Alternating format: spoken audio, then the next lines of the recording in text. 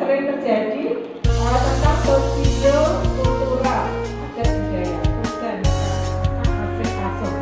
Kita terapkan dalam pembelajaran misalnya apa supaya anak bisa paham dan bisa meniru. Kemudian kalau di kelas 9 itu ada materi adat istiadat. Kita perlu menanamkan pemahaman kepada anak itu dan nilai-nilai yang bisa diambil dari budaya. Jadi kita gunakan istilah-istilah yang ada di sekitar kita. Kalau dalam bahasa Jawa itu malah banyak sekali seperti parigatan atau bebasan ada adigo, adiguno. Kemudian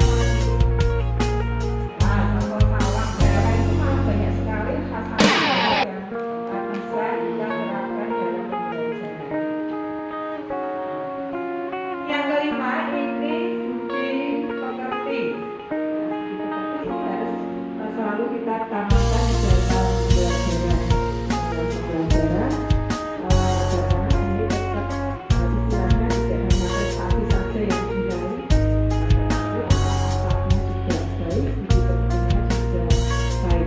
Walaupun ada yang masih kurang, kita tetap terus selalu membimbingnya tentunya agar anak itu paling tidak ada perbaikan ke arah yang baik.